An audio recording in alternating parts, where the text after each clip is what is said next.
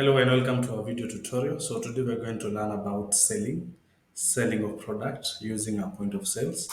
So a point of sale can be used in any retail or wholesale company, and we're going to see how to do that by navigating to our point of sales. So once I click on the point of sales, so you can add as many point of sale as you want. So as you can see, we have two in our database that is on the restaurant side and the electronic shop side. So just click continue selling. If I had already opened my register, so once I open my point of sales application, then to sell, I will just click on the product. And if you have variant, you can go to choose from different. So the first one is this. So once I select, it comes to our cart. Now, once it comes to our cart, we have different ways of, uh, different actions that we can go to do on our cart. We can add the customer who is purchasing this. You can always search them with either phone number, as you can see, or either the name. So you can also search for them with the name. So once I select, as you can see, it shows there's deco adding. I can also click and deselect that client and search another one. I can also leave it just as it is and just sell to a walking customer.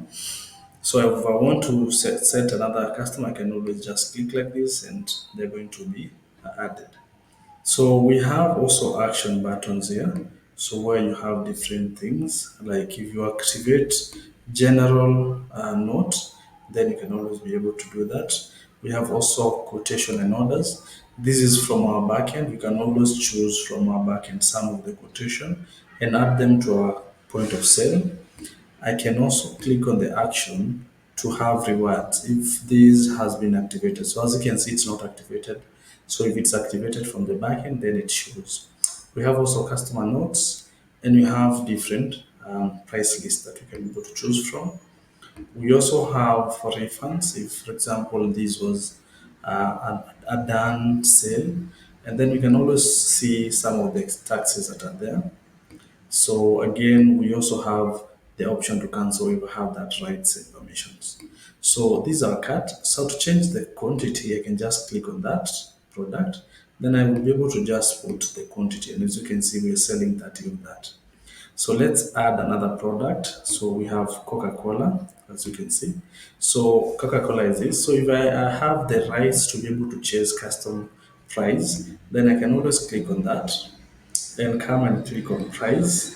Then I will change how much we're selling it. Let's say we're selling it at 200. So accordingly, this is changed as you can see. And because we have some taxes, that's why it's showing 230 applied. So that's how you can go to add quantities. You can always change the price. So let me add our final product, which is this chair. And I'm going to choose the steel one. And for this one, I'm going to apply a 15% discount. So once I click on this percentage, I can be able to just add that. And as you can see now, this one automatically has a 15% discount. So the price was this, then now we have 26. So the original price was 13.35 and then we have applied on that 15%. So the total pass amount that this client is going to pay, who is Anderson, it's 1,000. So we have two different discounts that have been applied. As you can see, we have the loyalty points and we have the discounts.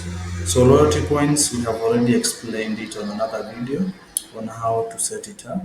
So, and we have already set it up here on our database. So once I'm okay with what I have on my card, then I'll just click on payment.